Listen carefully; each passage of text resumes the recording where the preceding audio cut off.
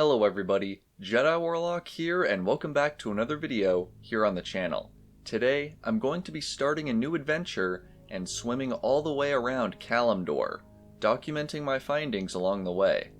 I've leveled up my Night Elf Druid to level 20, and I really appreciate the suggestions you all left on the Eastern Kingdoms videos. You've taught me a lot about this game, and I'll continue to utilize your feedback in the future.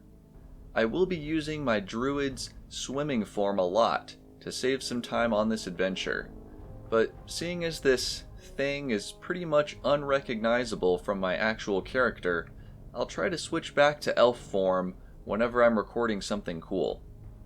As you can see, our journey is going to start here in Ratchet on the east coast, and I'll be making it about halfway around in part 1 and then looping all the way back here by the end of part 2. Teldrassil and the Azure Mist Isles I will be saving for part 3. So, with all that being said, let's get right into it and explore the oceans of Azeroth. Starting here in the Barrens on the Merchant Coast, a sunken ship immediately caught my attention.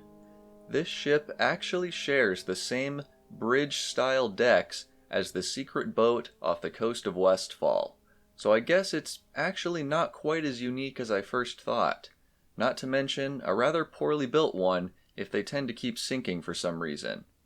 On the river border between the Barrens and Durotar, I found a hidden weapon crate with a staff I couldn't use, but it's still a good reminder that waterfalls often hide treasures in this game. The Orange Hills of Durotar passed by next, and ended up having a few more underwater features than I expected.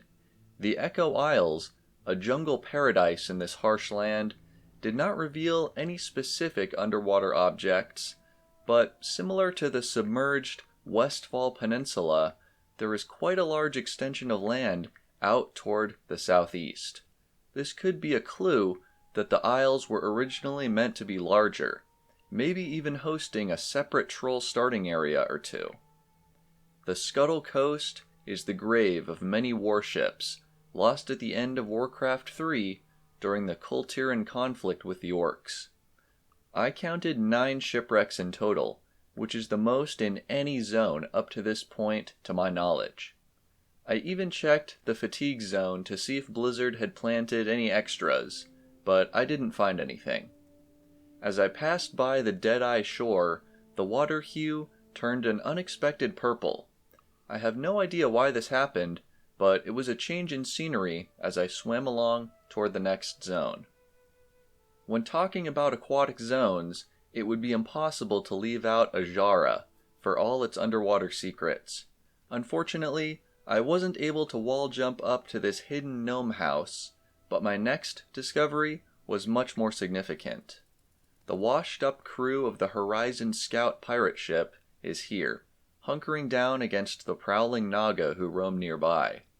I did some research on the story here, and while there is only one quest in Classic WoW you can complete, there were originally supposed to be many more.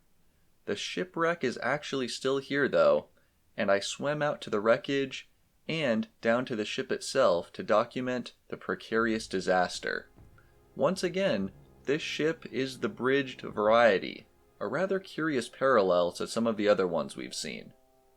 Next, I ran into this landing platform that I believe has to do with an explorer's project in Ironforge, and soon after, I had the privilege of meeting Duke Hydraxis of the Water Elementals on his own private island. At this point, the High Elf ruins really started to crop up as I moved through the Bay of Storms, and while there are way too many items to catalog in this video, I would recommend checking the ruins out sometime. It's kind of peaceful in a liminal space sort of way. I swam around the North Peninsula and kept moving north.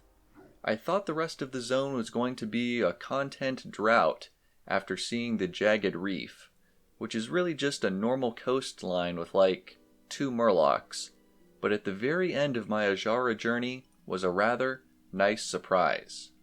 A gigantic waterfall from the snowmelt of Winterspring flowed into the sea, and what else could be dwelling here than a level 9 Makrura creature.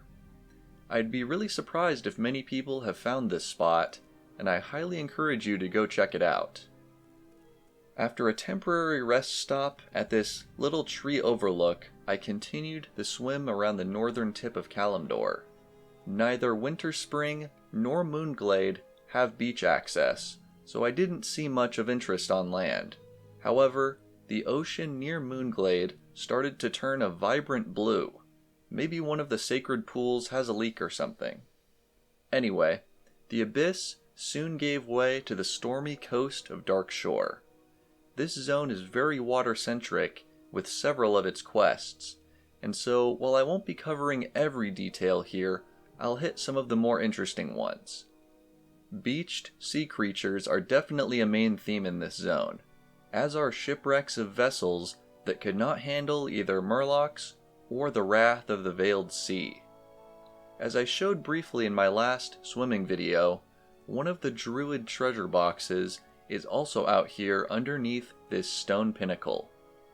Approaching Auberdyne from below didn't reveal too many secrets other than this haunted ship, which does tie back to a quest, but I'm really glad I took the time to also take a glance at the surface.